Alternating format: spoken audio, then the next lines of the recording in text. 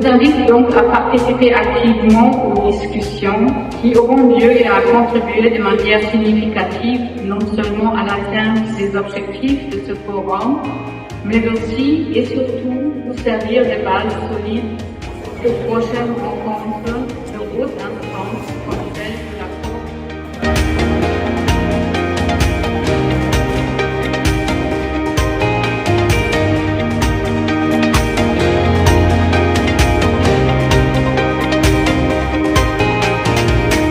Il n'y a plus de chaleur et les terres sont de moins en moins fertiles.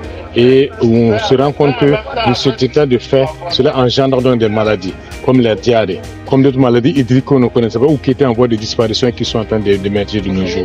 D'où l'analyse de voir quelle est l'interaction. Et nous nous sommes rendus compte que à chaque fois qu'il y a ce problème de maladie qui arrive, c'est que le climat a changé.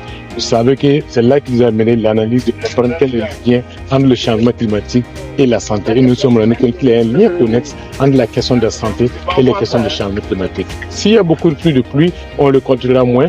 Si on le compte moins, on va être malnutri. Si on est malnutri, on tombera malade. Ça, c'est un exemple de lien qui existe.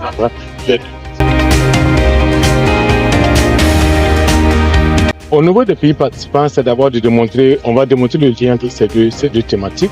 Et également les crises humanitaires. Vous savez que dans certains pays comme le Burkina, comme le Mali, ils sont touchés par les crises humanitaires. Et également au Togo, il y a des déplacés internes ici. Donc, il y a ces crises qui se sont installées au Togo, d'où la nécessité de travailler ensemble pour pouvoir répondre aux besoins en fait des populations. Et ici, les 3 jours, on va dresser une feuille de route que les pays vont mettre en œuvre. Les pays vont mettre en œuvre avec l'accompagnement aussi des gouvernements, des ministères de la Santé, des ministères de l'Environnement, des ministères de la Jeunesse, des organisations de femmes, des organisations de jeunes. Toutes ces de participants vont créer un lien et aussi développer une feuille de route, un plan d'action pays que les pays vont mettre en œuvre. Autre élément également, c'est aborder la question de la COP29 qui va se tenir en Azerbaïdjan l'année prochaine. Donc cette année, on doit commencer à réfléchir quelle peut être la participation de l'Afrique, quelle peut être la contribution des organisations de jeunes de l'Afrique, quelle est la participation des organisations de femmes de l'Afrique pour s'assurer que les besoins spécifiques des femmes et des jeunes soient pris en compte au cours de ces discussions. D'accord, merci beaucoup.